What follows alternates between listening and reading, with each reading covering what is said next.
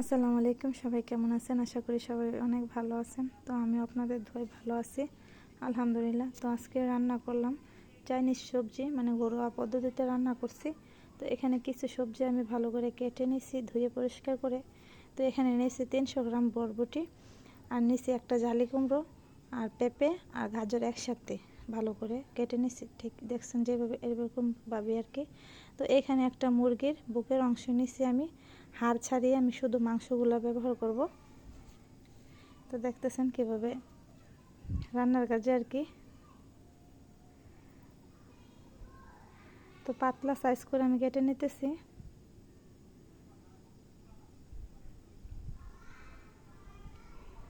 দেখেন ঠিক এরকমভাবেই নিচ্ছি। আপনার চাইলে এরকম নিতে পারেন বা আপনাদের ইচ্ছে মতো কেটে নিতে পারেন মাংসগুলো। তো কাটা আমার শেষ। তো এদিকে আমি রান্নায় চলে যাব। সবজিগুলো আগে আমি হালকা সিদ্ধ করে নেব। তো এখানে সিদ্ধর জন্য আমার পুরাপুরি পানিটা ফুটন্ত গরম হয় নাই, মানে ফুটবে এরকমভাবে আমি এখানে দিয়ে দিলাম 1 চামচ লবণ আর হাফ চা চামচ বেকিং পাউডার। কারণ বেকিং পাউডারটা দেওয়ার কারণ হলো আপনার সবজিগুলোর কালারটা অনেক ভালো আসবে। তো এখানে আমি সবজিগুলো দিতেছি আর কি। তো আপনারাও ঠিক এরকমভাবেই করবেন।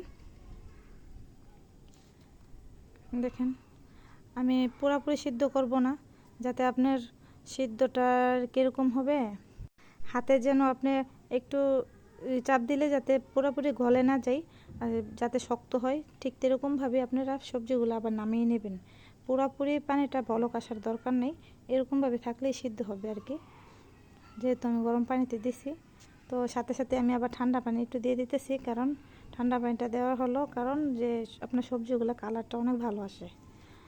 তো এখানে আমি নিচ্ছি সব মশলা সাথে নিয়ে নিছি, যাতে আমার কোনো কিছুর জন্য না করতে হয়। তো এখানে নিচ্ছি আমি একটা রসুন, পেঁয়াজ, শুকনো মরিচ, তেজপাতা, আর নিলাম দারচিনি, এলাচ, 2 চামচ সয়া সস, মাংসটা নিলাম, আর ফালি করে রাখছি কিছু কাঁচা মরিচ, মটরশুঁটি আর সবজিগুলো একসাথে নিচ্ছি, যাতে কোনো কিছুর জন্য আমার দৌড়াদৌড়ি না করতে হয়। আপনারাও ঠিক রান্নার পাশে, চুলার পাশে আর কি রেখে তারপর রান্নাটা শুরু করবেন। তো এখানে আমি গ্যাসটা অন করে দিছি, যেহেতু চাইনিজ সবজি রান্না করব। আপনার হিটটা একটু বেশি থাকলে ভালো হয়, তো আপনারা চাইলে একটু কমেই নিতে পারেন। তো এখানে আমি দিয়ে দিলাম একটু রান্নার তেল প্রথমেই, তারপর দিয়ে দেবো রসুন কুচিগুলা। অনেকে আবার আপনার রসুন কুচিগুলা পরে দেয়, তো আমি একটু আগেই দিয়ে দিতেছি, আমি যেভাবে রান্না করি আর কি। এখানে রসুনগুলা দিয়ে দিতেছি। এই যে আমি কিন্তু, অনেকে আবার রসুনগুলো আপনার হালকা ভাজা ভাজা হলেই উঠিয়ে ফেলে, কিন্তু আমার কাছে রসুনগুলো কাঁচা কাঁচা গন্ধ লাগে, তার জন্য একটু বাড়িয়ে নিচ্ছি। তারপর দিয়ে দিলাম পেঁয়াজ কুচি, যে ইয়াটি রাখছিলাম আর কি। তারপরে মাংস, সাথে দিয়ে দিলাম 3টা শুকনো মরিচ, তেজপাতা, এলাচ, দারচিনি সব কিছু দিয়ে স্বাদ মতো একটু লবণ দিয়ে দিয়েছি, কারণ মাংসতে যাতে লবণগুলো যায়। একটু নাড়াচাড়া দিয়েই আমি দিয়ে দেবো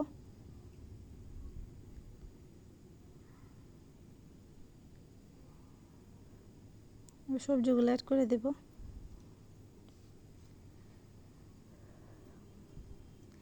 এবার সবজিগুলো একটু নাড়াচাড়া দিবেন। দেখেন কত সুন্দর আসছে কালারটা।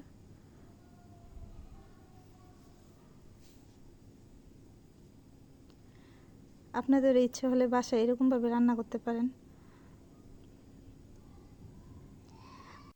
আমরা তো আর মেয়ে মানুষরা হুট করে, মানে মন চাইলে তো আর বাসা থেকে বের হতে পারি না, বা রেস্টুরেন্টে যেয়ে খেতেও পারি না।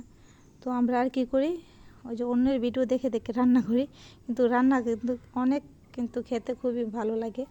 তো সাথে দিয়ে দিলাম, এই তো কথা বলতে বলতে সাথে দিয়ে দিলাম 1 চামচ গোলমরিচের গুঁড়ো, আর একটু দিয়ে দিলাম স্বাদ মতো লবণ, সয়া সসটাও দিয়ে দিয়েছি একসাথে। এবার ভালো করে নাড়াচাড়া দেব। তো আপনারা রেস্টুরেন্টের কাজ বাসায় করে ফেলতে পারেন, স্বাদই কিন্তু একই আসে। রেস্টুরেন্টে হয়তো আপনারা একজন যেয়ে খাবেন, 2জন যেয়ে খাবেন, কিন্তু আপনারা বাসায় রান্না করলে পুরো ফ্যামিলিকে নিয়ে মজা করে খেতে পারেন। তো এখানে আমি একটু দিয়ে দিলাম হালকা গরম পানি। তো আপনারা চাইলে এখানে পাউডার দুধ গরম পানির সাথে অ্যাড করে দিতে পারেন, বা লিকুইড দুধও দিতে পারেন, কিন্তু আমি লিকুইড দুধ দেই নাই বা পাউডার দুধও দেই নাই, কারণ আমার কাছে দুধটা দিলে ভালো লাগে না, তার জন্য দেই নাই। একটু গরম পানি দিয়ে দিছি যাতে পুরোপুরিভাবে সিদ্ধ হয়ে যায়, তার জন্য একটু ঢাকনা দিয়ে রেখে দিলাম।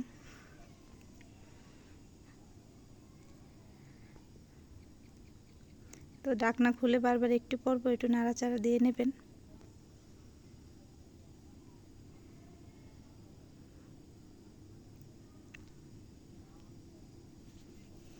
তো এখানে আমি আবার আপনার চাইনিজ সবজি রান্না করার জন্য কিন্তু কর্নফ্লাওয়ার লাগে।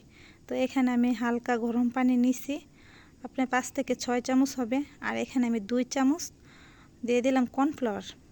আপনারা চাইলে 4 চামচ বা 5 চামচও দিতে পারেন, কিন্তু আমি কালারটা বেশি সাদা করতে চাই না বা বেশি গাঢ়ও করতে চাই না, তার জন্য আমি এখানে 2 চামচ কর্নফ্লাওয়ার দিছি। তো ভালো করে মিশিয়ে নিছি।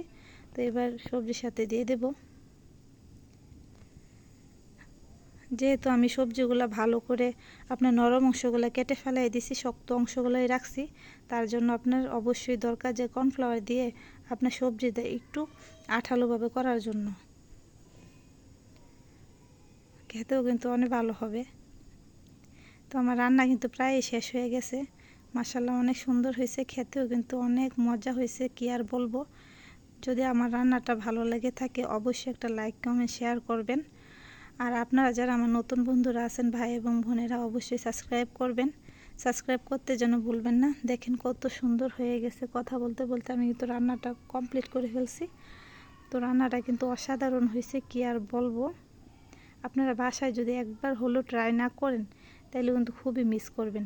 আপনারা কিন্তু এই সবজিগুলো সাদা ভাতের সাথেও খেতে পারেন বা পোলাওর সাথে খেতে পারেন, ফ্রাইড রাইস মানে যেটা বলে আর কি, সেইগুলোর সাথেও খেতে পারবেন। আমি কিন্তু মোটামুটি চেষ্টা করি যে চাইনিজ রান্নাগুলো আমার ফ্যামিলিকে খাওয়ানোর জন্য শেয়ার করি আর কি। ভালো লাগে খুব। সবাই ভালো থাকবেন।